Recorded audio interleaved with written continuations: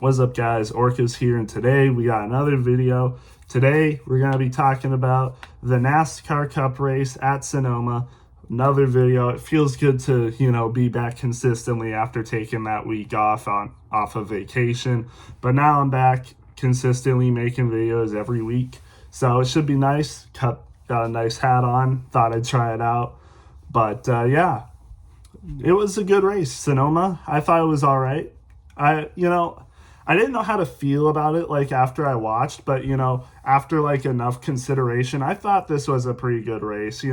I was kind of letting it get, maybe road course fatigue getting the best of me a little bit. There's been a lot of road courses lately, so I think it was maybe getting a little best of me. It was like, all right, I'm ready to be done with road courses now, and I think maybe some of those thoughts in my head were making me think like, this race isn't all that. But I think this was a good race overall. We've been on a consistent streak of good races, I would say. After, the short track,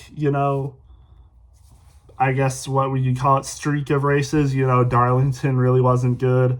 Martinsville, Bristol, those weren't that good of races. It was kind of seeming a little dark in that period of time. But then we got some intermediate races, got the drafting track races. Road courses have actually been better than the short tracks, in my opinion, like a lot better. So it's good to see. But now we're back at Dover next week. Hopefully Dover can put on a good show. But yeah, it was good to see all these road courses. And, even though I might be a little tired of them now, I'm definitely excited to see what Watkins Glen has in store. I think the road courses, for the most part, have actually been really good for the Cup Series. I would say they've been consistently better than short tracks, for sure. They've been consistently better than short tracks. So good to see. This one wasn't quite as good as Chicago, in my opinion, but I would give it like a 7.9 out of 10. Like, there was a lot of action, a lot of things happened, especially towards the end. Kind of had a caution streak there, which was a wild finish to Sonoma, I would say. I don't think we've kind of had like a mess like that at Sonoma. Normally, Sonoma's like a calm race. There's only like one or two cautions, but no, we kind of got a string of cautions towards the end there. And man, yeah, I mean, it's no surprise to hear that SVG dominated this race. There was a lot of talk like, oh, Sonoma's like a classic NASCAR track. It's been in the Cup Series for like 30 years. It's a course that most NASCAR drivers are familiar with.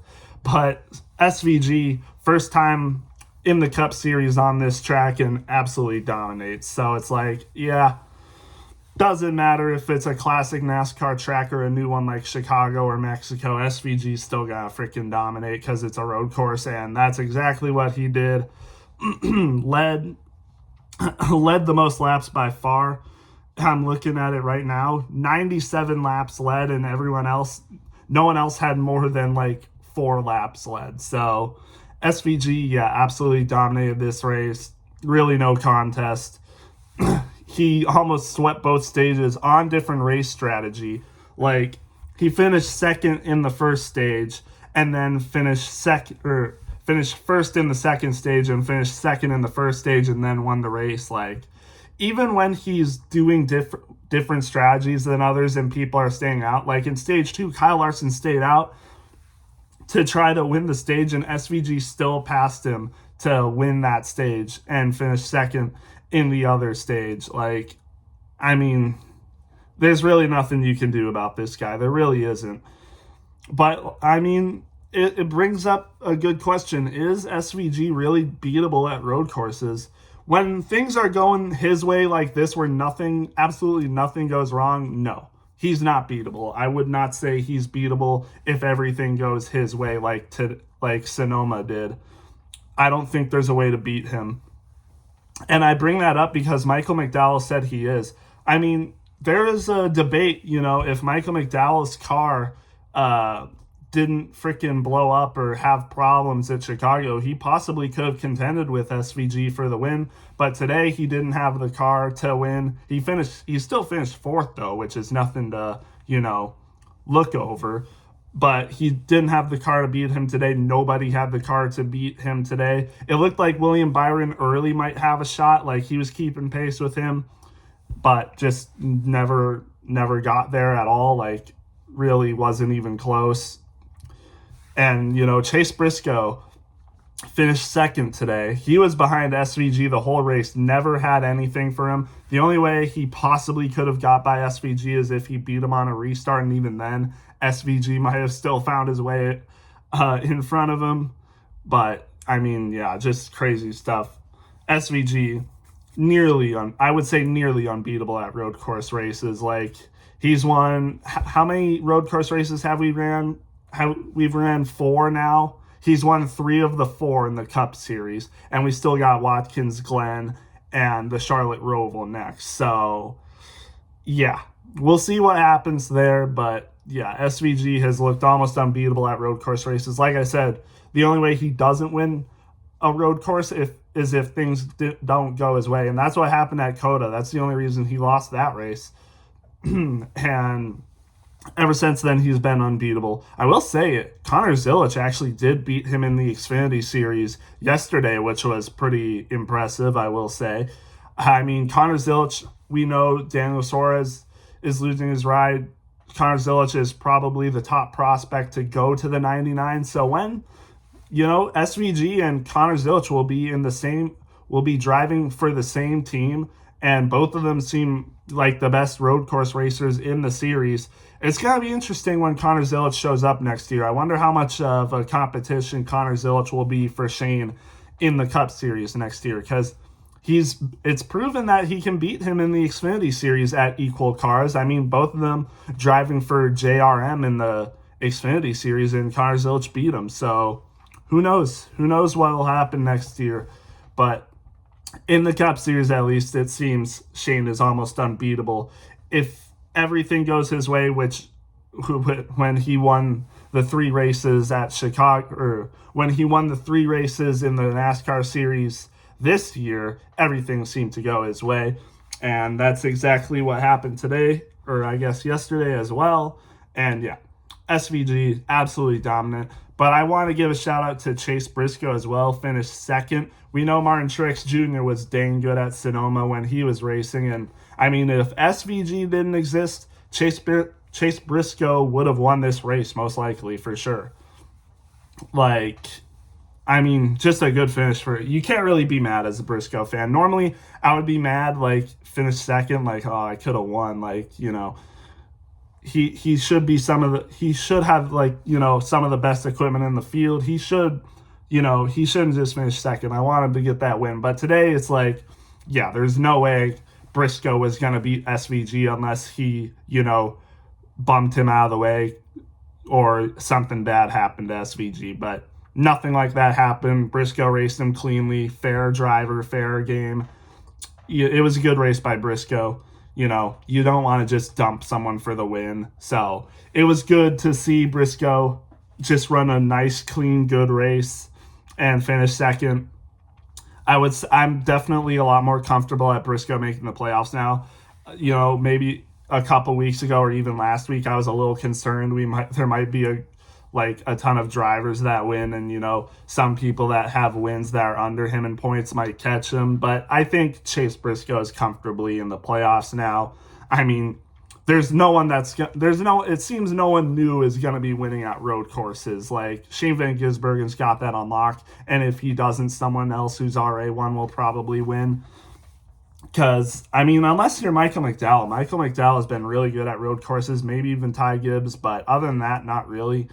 Shane Van Gisbergen's been dominating, and Watkins Glen, I would say, once we get to Watkins Glen, I would say either Shane Van Gisbergen wins that or someone who's already won wins, unless maybe Chris Buescher wins again. That would be something, but yeah.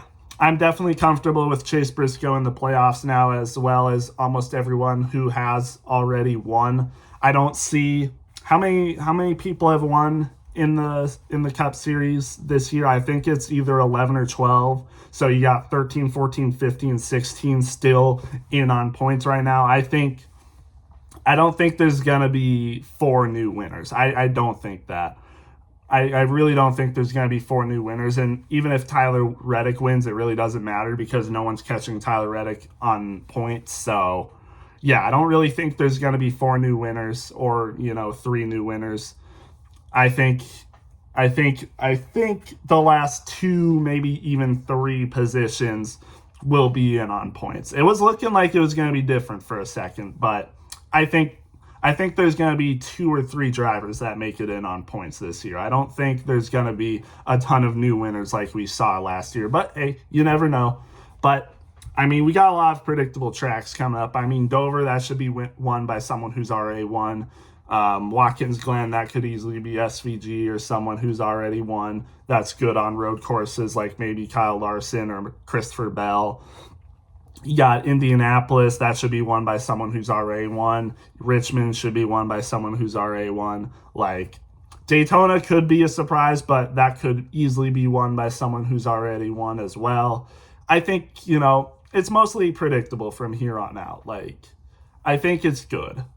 So, yeah, if your driver has a win or you're Tyler Reddick, I think you're safe, honestly.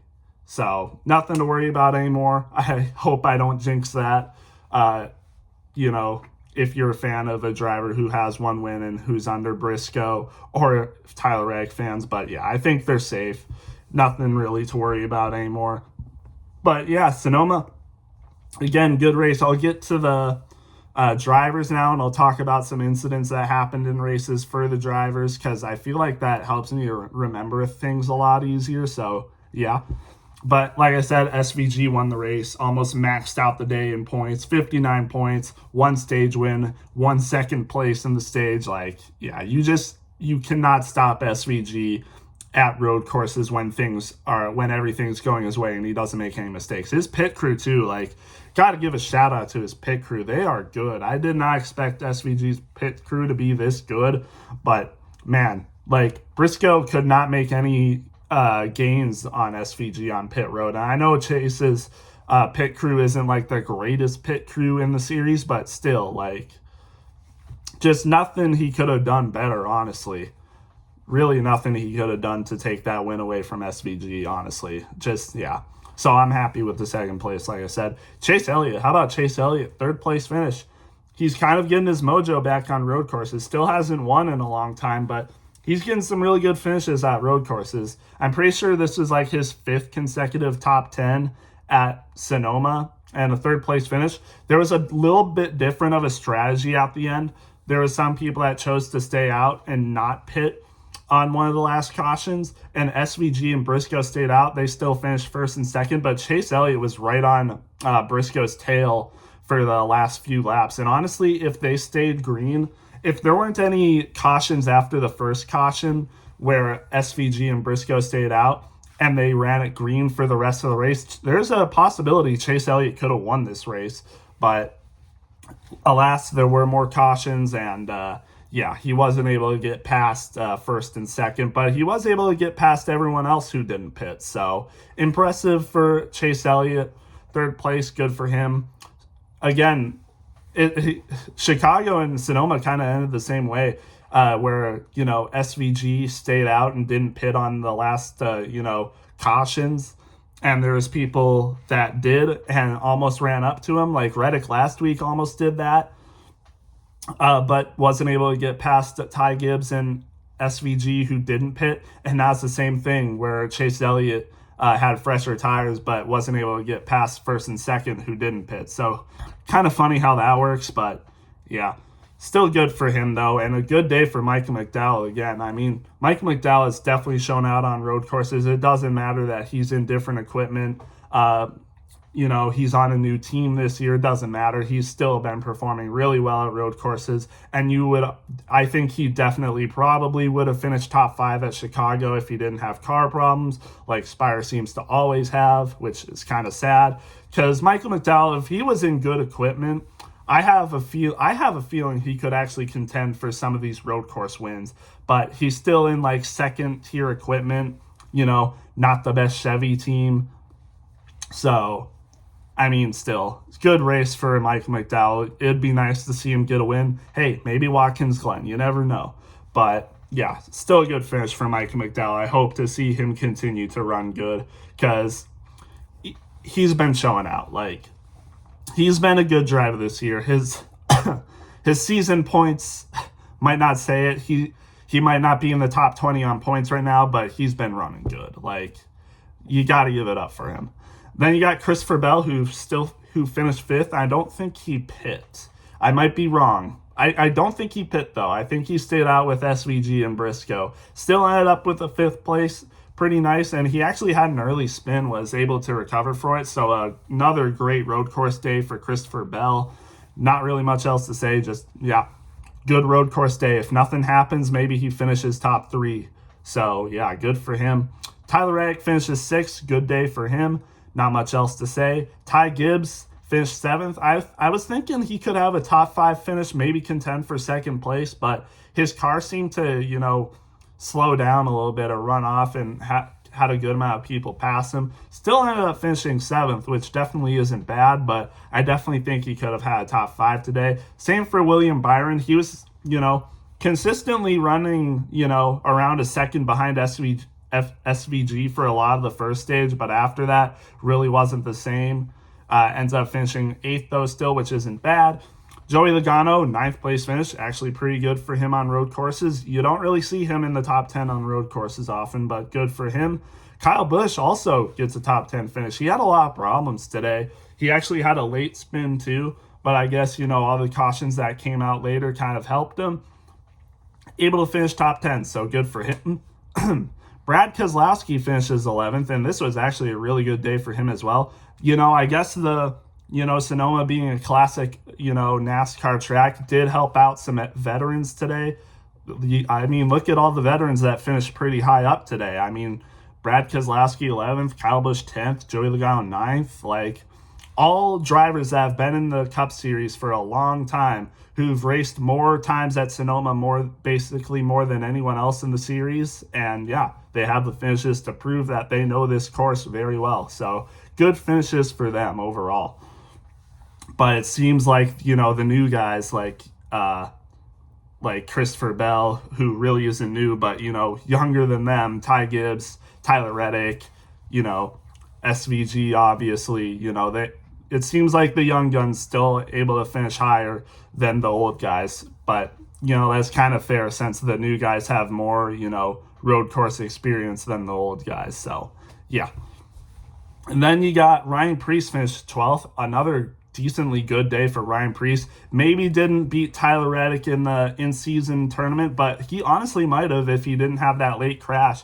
There was a late crash, Noah Gragson spun, and it seemed like Ryan Preece clobbered him, but he actually didn't have too bad of damage. They didn't even service his car late. They let him stay out. And, I guess when the cautions came out after that wreck, maybe they did some improvements, but he still finishes 12th. That's actually really good for Ryan Preece on a damaged car. Definitely probably would have finished top 10 if that didn't happen, I think. But yeah, still a good race for Ryan Preece. He is so close to Bubba Wallace on points right now, contending for that spot. Only -3 behind. That can easily switch to his, position in one race. And, Ryan Preece at Dover, he could definitely, get ahead of Bubba Wallace on points for sure. So definitely looking at that battle between him and Bubba Wallace in the points. He's doing good, and it's nice to see. Josh Berry finished 13th, actually pretty good for him on a road course. He's normally not that good at road courses, so good for him. Daniel Suarez gets a top 15 despite being spun by his teammate in this race. You could argue it wasn't all Ross Chastain's fault. Suarez was right behind Joey Logano. It seemed like he got into the back of Joey Logano when they were on that turn. I can't remember what turn it was, but, Joey Logano kind of slows down. Suarez checks into him. Ross Chastain checks into Suarez and spins him. I don't think Ross meant to do that, obviously. So it was unfortunate, but still, Daniel Suarez ends up getting a better finish than Ross Chastain anyway. So who's the real, loser? I know. But it is an interesting story because, Daniel Suarez is Ross Chastain's current teammate, but we know by the end of the season, which this season is already more than halfway over now. We know that he isn't going to be his teammate anymore. So interesting to keep in mind. Justin Haley ends up with a top 15 and actually had the fastest lap of the race, surprisingly enough, 75.99, which is higher than SVG's fastest lap, which was a 76.16. So honestly, good for Justin Haley, gets that fastest lap point.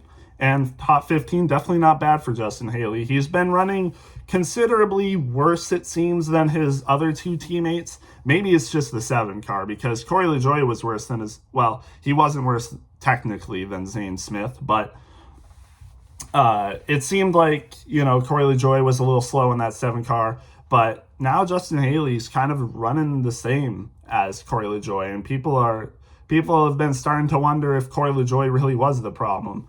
But still, I don't want to talk down on him right now. I want to let him celebrate top 15 in the fastest lap time, so good for him. Chris Buescher, he was having a good day today, and it seemed like it kind of just got ruined by the late cautions. He was running top 5, and I thought it was like an automatic Buescher top 5 at Sonoma, because he normally seems to do that, but I think the late race cautions kind of screwed him over. I don't remember if he pitted at all, but if he didn't, that might have been the problem. But still, he had a good race today. How about this? Ty Dillon finishes 17th. And this is actually, I didn't know it was like this, but it was a last lap pass. Ty Dillon in-season tournament versus Alex Bowman, one of the better road course racers in the series. And Ty Dillon bumps him out of the way on the final turn and ends up getting the better finish than him and is moving to the semifinals in the NASCAR in-season tournament at Dover. Like, what the heck? Ty Dillon, I mean, I don't know how he keeps doing it. It's literally like watching March Madness and seeing like the 15th or 16th or 14th seed or like Loyola Chicago that one year make it to the round of 8. Like, this is crazy. I mean, Ty Dillon, he's gone past 3 top-tier veterans in the series, beats Denny Hamlin at Atlanta, which Denny Hamlin is no slouch at drafting tracks. Like, we've seen, he's won 3 Daytona 500s. Like, he's no slouch at drafting tracks. Then we see him beat Brad Keselowski at Chicago. Brad Keselowski wrecks in like the first 4 laps because of Carson Hocevar, gets a better finish than him. And now, when both of them are running, like, no one's knocked out of the race. Like, the first 2 races, Denny Hamlin got knocked out in the crash. Chicago, Brad knocked out in the crash. Bowman was involved in a crash today, I'm pretty sure, but I'm pretty sure Ty Dillon was as well. Like, at one point, both of them were like running 31st and 32nd at one point, so they were definitely involved in something. But hey, it was a fair field for both of them. And Ty Dillon on the last restart with like, I think it was like 5 or 4 laps to go, Ty Dillon outclasses Alex Bowman, finishes 17th, AJ Allmendinger finishes 18th, and Alex Bowman finishes 19th. I mean, that is just crazy. What a Cinderella story for Ty Dillon. And I don't think they interviewed him, which is stupid. Why didn't TNT interview Ty Dillon? Like, what are we doing? Come on. Let Ty Dillon have his moment. Like, let him have his moment at Atlanta and Chicago, but you don't interview him at Sonoma. Like, what are we doing? Maybe I missed it because I did walk away from post-race coverage for a little bit, but I don't think they interviewed him. Like, Ty Dillon, what a story. I mean, he's definitely kept this in-season tournament exciting. So congrats to Ty Dillon on the round of 4, and he's facing John Hunter Nemechek, which is definitely winnable. I mean, we know John Hunter Nemechek has improved this year, but you never know at a track like Dover. I think there's definitely a real shot Ty Dillon could beat John Hunter Nemechek and advance to the championship round at Indianapolis. Like, that's absolutely crazy.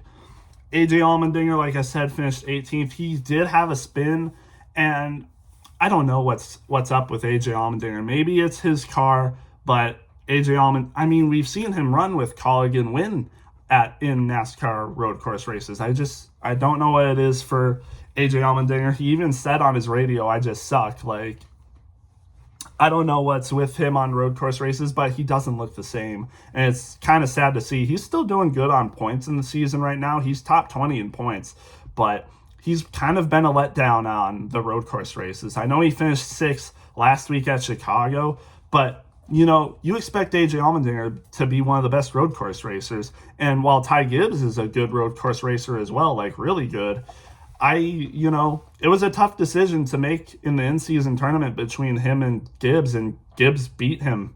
Like, I don't know. Hopefully he can pick it back up at Watkins Glen, or maybe he can win at the Roval again. But it's kind of been disappointing a little bit. Like I said, Alex Bone finished 19th. Got eliminated by Ty Dillon. I mean, there's really not much else to say. And he's still good on points right now. And like I said, I think there's going to be like 2 or 3 people that make it in on points again. So Alex Bowman might be that guy, one of the guys that makes it in on points. But, I mean, no wins yet this year. It's kind of concerning a little bit. And, I heard it on someone's stream. I can't remember who it was. But, the Hendrick cars in the points, they're like 1, 2, 3, and then Alex Bowman is like 12th. So it's definitely interesting. But hopefully he can pick it up soon. Maybe he gets a win this year. I could definitely see him winning this year if in the playoffs. But yeah, we'll just wait and see. Denny Hamlin finishes 20th. Honestly, not bad for Denny on a modern road course. He was running in the back for a lot of this race, and then I think the cautions really helped him. Gets top 20, so good for him. And now kind of got some field fillers, not much to talk about. Austin Dillon, 21st. Todd Gillen, 22nd. Cole Custer, 23rd. Ross Chastain, he was running up front, and then he just started to have problems with his car. He got passed by a lot of people in stage 1, and then he stayed out in stage 1 to get the stage win. And then after that, it just really was a no-show for Ross. Wasn't really able to scratch the top 10 after that. Was really much a no-show besides him spinning out his teammate. But yeah, kind of a rough day for Ross. 24th, nothing really to ride home about. Then you got Riley Herbst, 25th. Bubba Wallace, 26th, which maybe if you've been keeping up with the points, you'd be like, wait, how is Ryan Preece still under Bubba Wallace when he had like 14, 15 positions better finish than Bubba Wallace? Well, Bubba Wallace played a different strategy today. He stayed out both times in the stages and was able to rack up a good amount of stage points. Ends up finishing with 26 points today. And Ryan Preece with that 12th place finish got like 25 points or something. So Bubba Wallace actually gained on him today by 1 point, granted. But still, I guess, staying out on those stages really helped him. I mean, it was actually a pretty good day for him, even though he finished 26th. If he didn't stay out on those stages, he probably would be under Ryan Preece in points right now. But since he stayed out, both those stages got points, he's still sitting ahead of him right now. So even though the finish doesn't say it, Bubba Wallace had a good day for points. So yeah. Zane Smith, 27th, unfortunate. Zane Smith was having a good day running in the top 10, but I think he was involved in some accidents and ends up 27th. Same with John Hunter Nemechek. He looked like he had like a top 15 car possibly, but he got spun late in the race. Still finished ahead of his teammate Eric Jones, who finished 29th. This was a battle for the in-season tournament as well. Eric Jones versus John Hunter Nemechek, and Nemechek finishes 1 position better than him, so that's crazy. And now it's him versus Ty Dillon, like I said. Also, the other one is Ty Gibbs versus Tyler Reddick for the in-season tournament. So you kind of got like 2 actually like really good drivers in the series. Tyler Reddick, who is one of the best, drivers in the series right now. He's leading the field in points that don't have wins. I'm pretty sure, yeah. Like he's the leader in points without a win right now. Like. And then you got Ty Gibbs, who's been really good as of late, especially with Chris Gabehart helping him now, as we've heard. So, yeah. Then Austin Cindric, 30th. Unfortunate day for him. He had some problems. Catherine Lay with a 31st place finish. Not bad for her. Carson Hocevar finished 32nd, just not good today. There was something wrong with his car at the start, I'm pretty sure. Like, he barely met minimum speed at the start of this race, so not sure what was up with that. Then it seemed like he was actually getting better in the race, and then he got spun by Josh Berry, so that was kind of funny. Ricky Stenhouse, 33rd, just not a great day. Cody Ware, 34th. Good to see him bounce back after that hard crash last week at Chicago. That in-car cam looked violent, like really bad, and you could see there was damage inside the car with his steering wheel as well. That was, yeah. Glad to see he's okay and still, ends up with 34th place finish. Kyle Larson, just not a good day for him. Got spun once, then got spun again towards the end of the race. Hit Ryan Blaney. A lot of damage to his car. I don't think he finished the race. I might be wrong, though. Or no, it does say he finished the race. He was still running when he finished the race. So, yeah, there was only 2 DNFs today, which was Ryan Blaney, who had just a rough day. He was running good, just had the bad luck, as he always seems to have. Got spun by Buescher. Got stuck on like the hill, was able to come back, and then got hit by Kyle Larson. So yeah, just a rough day for Ryan Blaney when he seemed to have a good car, and rough day for Kyle Larson, and a rough day for Noah Gragson, but we kind of expect that for him on road course races. Ends up finishing dead last, was involved in a crash. He got spun and then got hit by Ryan Preece, which ended his day. Just unfortunate for him, but yeah, that's the race. This is a long freaking video. Holy shoot. Over 30 minutes for Sonoma. I never thought I would do that. But yeah, again, I thought this was a good race. I'd give it a 7.9 out of 10. Let me know what you guys thought, and we'll see you guys in the next one.